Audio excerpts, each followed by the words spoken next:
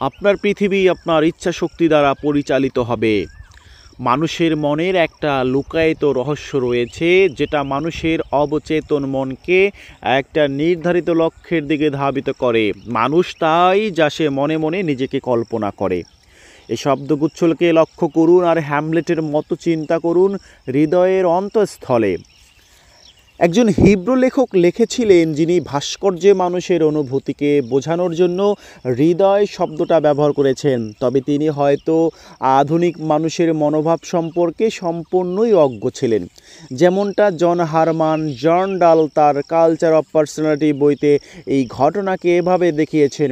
তারা মানুষের সবচেয়ে বড় মনোবিদ্যাগত সত্যটাকে বের করে এনেছেন, যেটা মানুষের অনুভূতি থেকেই সর্বদা জন্ম নিয়ে থাকে। ব্যক্তিত্ব একজন ব্যক্তির সচেতন মনের আকর্ষণের কারণের একত্রীকরণ থেকে উদ্ভূত হয় এবং নিজস্ব ধ্যান ধারণাকে মানুষ সম্পূর্ণ নতুন একটা উপায়ে খুঁজে ফেরে, যেটা হৃদয় বা অনুভূতি, এবং সেখান থেকে সচেতন মস্তিষ্কে পৌঁছায়, তারপর কোনো একটা কাজের মাধ্যমে বাস্তবে রূপ পায়। চূড়ান্ত বিশ্লেষণে বলা যায়, আমাদের ভবিষ্যৎ নির্ধারিত হয় সর্বোচ্চ গুরুত্বের ইচ্ছাশক্তি দ্বারা। সেখানে ব্যক্তিত্ব হলো ইচ্ছাশক্তির উন্নত পর্যায়ের একটা মাধ্যম।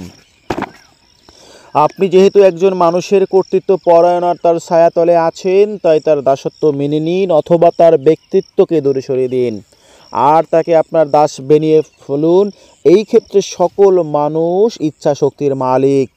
রবার্ট পিয়ারে এই কথাটাকে 24 বছর ধরে বলে এসেছেন।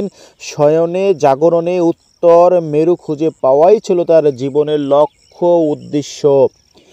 এডিসন আর বৈদ্যুতিক বাতি, স্টিভেন্স আর রেল ইঞ্জিন, ফুলটন আর বাষ্পচালিত ইঞ্জিন, নেপোলিয়ান আর ইউরোপের শ্রেষ্ঠত্ব অর্জন, জোয়ান দা আর্ক এবং ফ্রান্সের মুক্তি, পল আর খ্রিস্ট ধর্মের প্রচার, এসব কিছু প্রতিভার উদাহরণ। সকলে তাদের ইচ্ছা শক্তিকে নিয়ন্ত্রণ করেছেন। এমন কিছু প্রার্থনা করুন যেটা মিথ্যা বা সত্য যাই হোক না কেন, প্রার্থনা কিন্তু বুমেরাং হয়ে আপনার কাছে ফিরে আসবে। এসব উদাহরণগুলো আমাদের প্রবল ইচ্ছা শক্তিগুলোকে নিখাদ আর নিঃস্বার্থ রাখতে সতর্ক বার্তা দেয় আর ঈশ্বরের ইচ্ছার সাথে একাত্ম হওয়ার জন্য সতর্ক করে দেয়। একজন মানুষের নির্ধারিত লক্ষ্য সম্পর্কে জানুন, তার ভবিষ্যতে সে কী হবে বা কী হতে চায় তার সম্পর্কে একটা স্বচ্ছ ধারণা আপনি পাবেন। তার ঘরের দেয়ালে কোনো মানুষের ছবি টাঙানো থাকে, সেটা দেখান। তার লাইব্রেরিতে কি কি বই আছে, তিনি কোন কোন মুভি দেখেন, গল্প গুজবের জন্য কোন ধরনের বন্ধুকে সে আমন্ত্রণ জানায়, এবং তাহলেই আমি বলে দিতে পারবো তিনি শয়নে স্বপনে কিসের প্রার্থনা করেন।